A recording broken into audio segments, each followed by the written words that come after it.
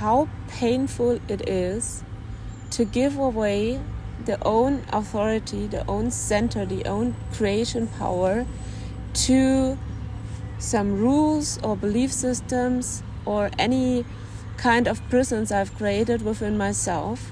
And when I talk about prisons, these are belief systems like I have to believe in school, or this school system is still running in me.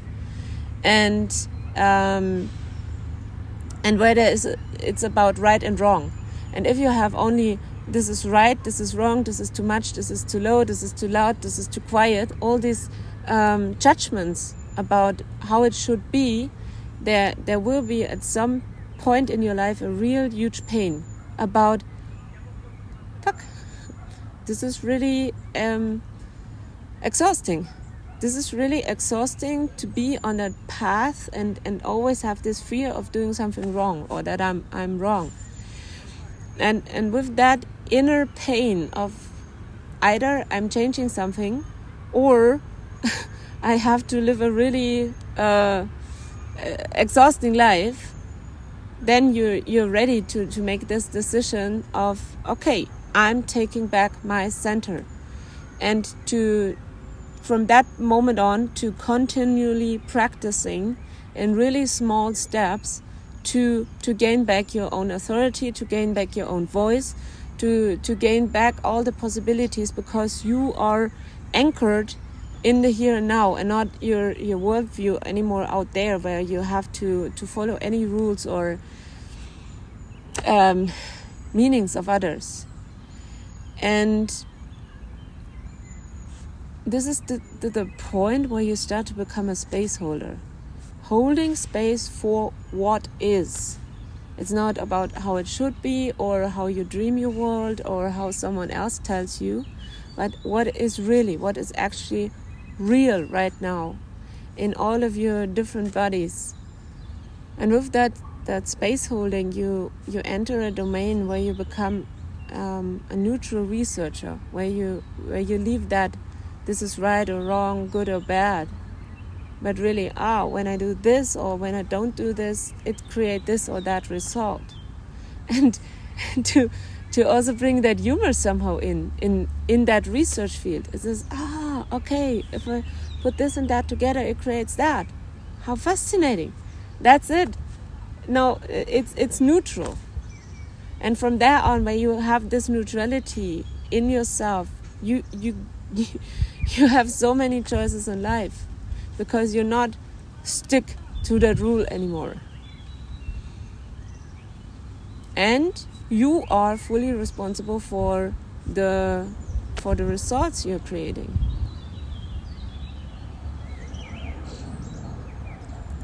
I have one example I just experienced with you here in Bologna, and it was about, there's the rule here in Bologna, you have to pay €1.50 per hour to have a parking lot. And then if you're obeying to that rule, then your whole attention is towards it. I need to pay in time and to have to get up at 8 and pay the next fee, and it's, do I get catched? What will happen if I get catched? Like all this. Or, okay, in this game world, Bologna, there is that rule or the consequence. If I don't pay my ticket, I will get a fine. And what do you choose? Are you okay to choose? I can live with the consequence of getting a fine, so I can either decide I pay a ticket or I don't. But not to be the victim about, I need to buy an expensive ticket or I get a fine. It is really, it's your choice if you want to park your car in Bologna or not. If you park your car in Bologna, these are the rules of Bologna. But you're not a victim of the game world rules anymore. And you're not a bad person that you didn't pay the ticket, for example. Yeah. It's neutral. You did an experiment, and the result was that you got a ticket, and you did it unconscious.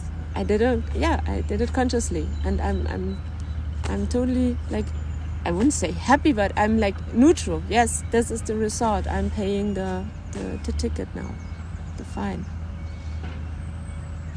And how about relationship with other, even in your teams, for example, when you observe that the experiments of others that people are trying are neutral too, like they are getting that results and that X on the map on this moment of their lives, like how you see that in your trainings, for example, and how did you how was your learning journey to become a spaceholder that see the X on the maps of others and the experiments of others as something neutral too? Mm-hmm.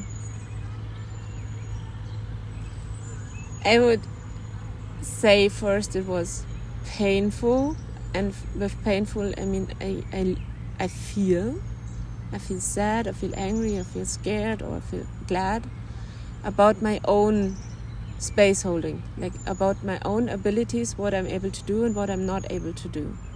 And going through that experience, I have a great empathy about someone else who's on a similar path, someone else who's training like hell to become the next space holder or to be that space holder. And there's not such a thing, when I've done this and this and that, then I will be ready and then I'm the space holder, because you are already a space holder. No matter how much inner structure you have, no matter how much matrix you have, you are able to hold space in your own abilities for a specific space. And then you come on the edge where it's like, oh, this didn't work. Okay, how come that it didn't work? And then to receive feedback from your whole group. And with that whole group, it's accelerating the learning spiral somehow. Because you don't have to do every mistake by yourself. Because while holding space for your teammates, you already learned it for yourself. It's high-level fun to work in a team and to explore space holding.